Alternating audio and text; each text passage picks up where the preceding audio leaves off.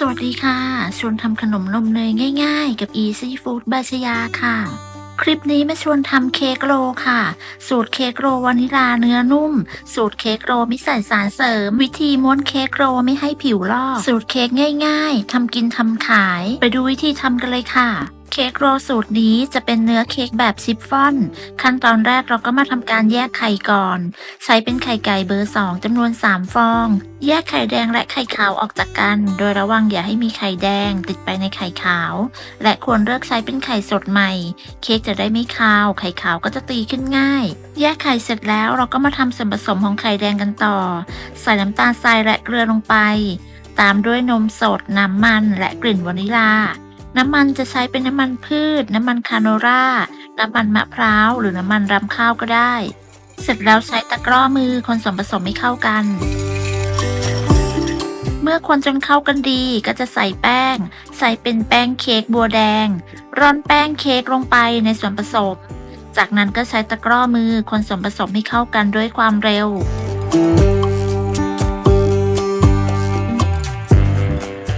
คนส่วนผสมของแป้งจนเข้ากันดีแล้วก็พักส่วนนี้ไว้ก่อน ต่อไปเราก็จะมาตีไข่ขาว ส่วนผสมก็จะมีไข่ขาว น้ำตาลทราย และครีมออฟทาท่า ถ้าไม่มีสามารถใช้น้ำมะนาวหรือน้ำส้มสายชูแทนได้ เปิดสปีดความเร็วกลาง ตีไข่ขาวให้ขึ้นฟองหยาบเล็กน้อย จากนั้นใส่ครีมออฟทาท่าลงไป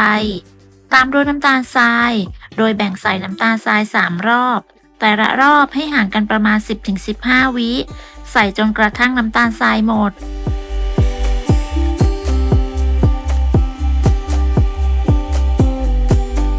ใส่น้ำตาลทรายหมดแล้วเราก็จะตีต่อจนกระทั่งไข่ขาวมีลักษณะเป็นสีขาวนวลเป็นริบบอน ตั้งยอดอ่อนปานกลาง ปลายกองุ้ม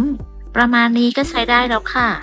จากนั้นให้เราตีต่อด้วยความเร็วต่ำประมาณ 30 วิเพื่อตัดอากาศ ต่อไปเราก็จะนำไข่ขาวที่ตีได้มาผสมกับส่วนผสมของไข่แดง โดยตักไข่ขาวส่วนหนึ่งมาผสมกับส่วนผสมของไข่แดง ใช้ตะกร้อมือคนตะร่อมหรือใช้ไม้พายคนให้เข้ากัน เมื่อคนจนเข้ากันดีก็จะเทส่วนผสมนี้กลับไปในโถของไข่ขาว แล้วก็คนตะร่อมส่วนผสมให้เข้ากัน จะใช้ตะกร้อมือหรือไม้พายก็เอาที่แต่ละท่านสะดวก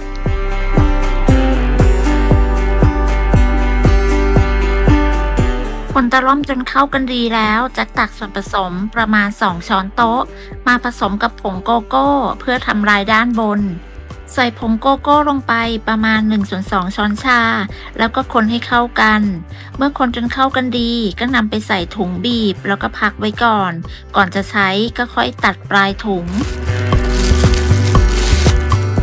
ต่อไปก็นำส่วนผสมที่ได้เทใส่ลงไปในถาด ใช้เป็นถาดสี่เหลี่ยมขนาด 10x10 นิ้ว โดยวางกระดาษรองอบให้สูงกว่าขอบถาดเค้กประมาณ 1 เซน ใส่ส่วนผสมทั้งหมดลงไป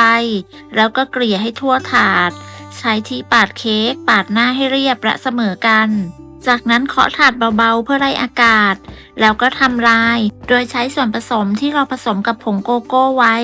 นำมาบีบเป็นจุดเล็กๆแล้วก็ใช้ไม้สะอาดๆอาจจะเป็นไม้จิ้มฟันก็ได้ ลากลายให้เกิดลวดลายตามภาพเลยค่ะ เสร็จแล้วก็นำเข้าอบได้เลย อบที่อุณหภูมิ 170 องศา ไฟบนล่างไม่เปิดพัดลม จะวางไว้ชั้นล่างของเตาอบ ใช้เวลาอยู่ที่ประมาณ 13-14 นาที เมื่อครบเวลาก็นำเค้กออกจากเตากระแทกพิมพ์เบาๆเพื่อให้เค้กเสร็จตัว เสร็จแล้วจะยกเค้กออกจากพิมพ์แล้วก็พักเขาไว้ให้เย็น ดึงกระดาษที่เกาะขอบเค้กออกแล้วก็พักไว้ให้เย็นค่ะ เนื้อเค้กที่ได้จะมีความนุ่มหอมหน้าไม่แฉะถ้านำเค้กออกจากเตาเร็วเกินไปหน้าก็จะแฉะเวลาม้วนผิวก็จะลอก ต่อไปเรามาตีวิปปิ้งครีมค่ะก็จะมีวิปปิ้งครีมนมข้นหวานแล้วก็เกลือเล็กน้อยใช้แบบเดรี่หรือนอนเดรี่ก็ได้เอาที่เราชอบตีวิปปิ้งครีมให้ขึ้นฟูข้อควรระวังเมื่อเราเห็นว่าเขาขึ้นฟูดีแล้วให้หยุดเครื่องเลยอย่าตีนานไม่งั้นเขาจะแยกตัวจะใช้ไม่ได้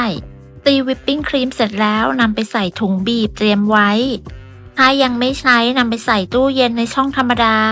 วันนี้จะใช้เป็นวิปปิ้งครีมกึ่งเดรี่เพื่อนๆจะใช้แบบเดรี่หรือนอนเดรี่หรือว่ากึ่งเดรี่ก่อนใช้ก็ควรอ่านวิธีใช้ข้างกล่องก่อนนะคะ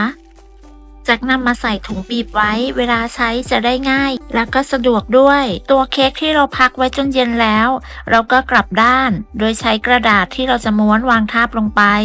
เราก็อาจจะใช้เป็นถาดวางซ้อนอีกทีแล้วก็กลับด้านเลยแนะนำเรื่องกระดาษที่ใช้สักหน่อยค่ะกระดาษที่ใช้รองอบจะใช้แบบธรรมดาส่วนกระดาษที่จะใช้ม้วนจะใช้แบบดีขึ้นมาหน่อยเป็นกระดาษที่มีลักษณะเคลือบผิวราคาสูงกว่ากระดาษธรรมดานิดหน่อยเป็นวิธีที่ช่วยสำหรับมือใหม่เวลาม้วนผิวจะได้ไม่ลอกวิธีม้วนตัดปลายเฉียง45องศาด้านที่เราจะม้วนไปหาแล้วด้านที่เราจะเริ่มม้วนจะกรีดเป็นเส้น 2-3 เส้นเสร็จแล้วบีบวิปปิ้งครีมเป็นเส้นแล้วก็ใช้ไม้พายปาดให้เรียบและเสมอกันวิธีม้วนดูตามคลิปได้เลยไม่ต้องกลัวหักเค้กของเรามีความนุ่มมากยกเค้กขึ้นแล้วก็ค่อยๆม้วนลงไปแบบนี้จากนั้นใช้ไม้บรรทัดรัดกระดาษให้แน่นดึงกระดาษชั้นล่างให้ตึงเสร็จแล้วก็ขมวดปลายทั้งสองด้านของกระดาษแล้วก็พักไว้ในตู้เย็นจะพักไว้ประมาณ 1-2 ชั่วโมงเมื่อพักไว้ในตู้เย็นจนครบ 1-2 ชั่วโมงแล้วก็นำออกมาตัดรับประทานได้เลยเค้กที่ได้จะมีความนุ่มมากหอมอร่อยรสชาติหวานน้อยตัววิปปิ้งครีมก็ไม่เลี่ยนไม่หวานมากใครชอบทานเค้กโรลหรืออยากฝึกทำเค้กโรลลองทำสูตรนี้ดูสูตรเค้กโรลเนื้อนุ่มสูตรเค้กโรลวานิลาหอมอร่อยทำง่ายสูตรทำกินทำขายสูตรสร้างรายได้ตัดแบ่งชิ้นตามขนาดที่ต้องการถ้าไม่มีพิมพ์เค้ก10x10ก็ใช้พิมพ์เค้กที่ขนาดใกล้เคียงกันได้